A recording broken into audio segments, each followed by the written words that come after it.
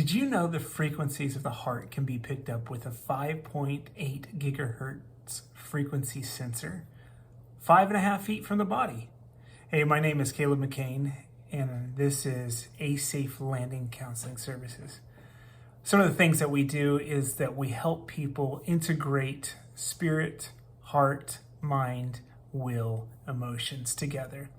And one of the big things that we've been talking about recently is how the body feels neurologically, sending signals, and then we feel things in our body, and then we take that feeling and interpret it into some sort of emotion and make sense of it in our mind. So we've been talking about heart connections as our last video, and this video, what we're talking about is the extent and the range of the heart.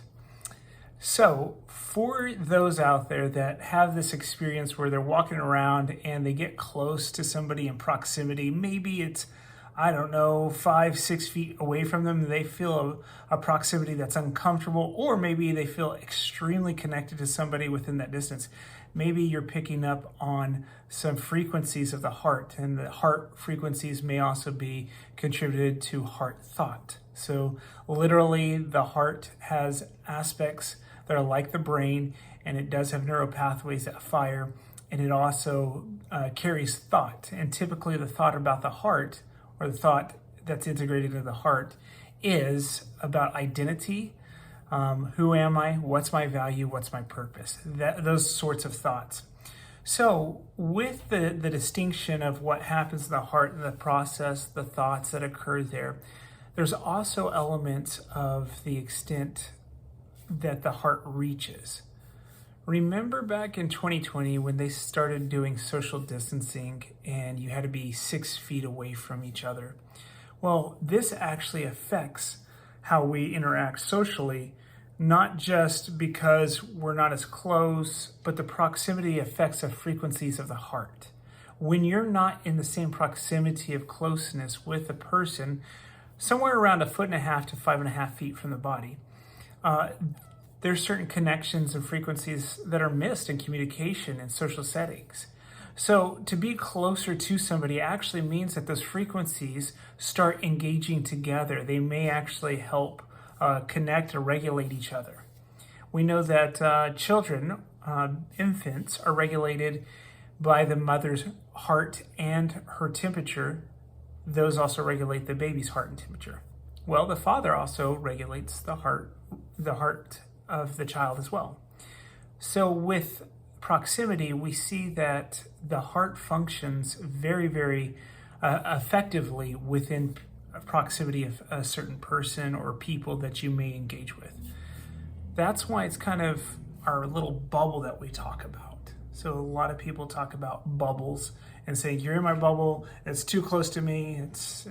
Well, maybe you're married and you experience your spouse saying, I want more closeness. Well, that's the bubble, and they want to experience you there. Those heart frequencies are then released in that proximity, and you can actually start regulating each other or sending signals that might help connect with intimacy. All right, so being connected with heart frequencies is super important. You want to make sure that you also have the right kinds of frequencies. Healthy frequencies come from more of that parasympathetic state of the heart rhythm. That's the rest state. When we're at rest, we like to be around people a little bit more. When we're in task mode, it's like, get out of my way, I need to be doing something, move. That is the sympathetic nervous system functioning, and those heart frequencies are a little bit different. So the way you come into proximity with somebody matters. If somebody's challenging you and they're in your face and they're angry, you feel something happen in your chest. You could feel physiologically there. We want to be connected to what's going on in those times and in those efforts that you're trying to communicate, or that maybe you're trying to stop communication, which is still a form of communication. So take a moment and experience the physical effects of a proximity, of healthy thought, such as, you know what, I'm just so grateful for this person. When I'm in their presence, I'm going to be grateful towards them and see what changes, even those heart regulations. Even if you feel it or they feel it or you both feel it, whatever's going on there, we want to feel physiologically before we emote. And sometimes we need help with the emotion. That could be others, but it could also be asking God, wait, what's going on inside of me? What am I experiencing emotionally when I come in contact with this person?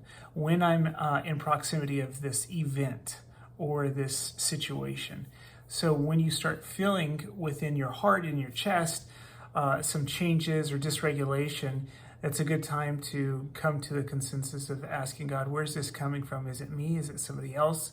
Or has something changed? Should I be aware of something? Those are great questions to be asking, be reflective on it, and be in a place of thought and contemplation. And it will help your communication in your interactions with others. So today we wanted to touch base on proximity and what messages are you sending out from your heart? How far do those go? Well, 5.5 feet, but they may only be as shallow as 1.5 feet at times. And then who are we sharing them with, and what's the effect? Go back, think about the effects of relationship when you're in proximity to somebody else. What is the heart doing inside of your body, but also how is the other person receiving it?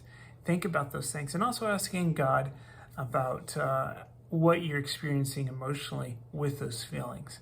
I hope this is helpful. Give us a like on this, and we'll keep moving forward with what we experience in our heart. Take care and have a wonderful day.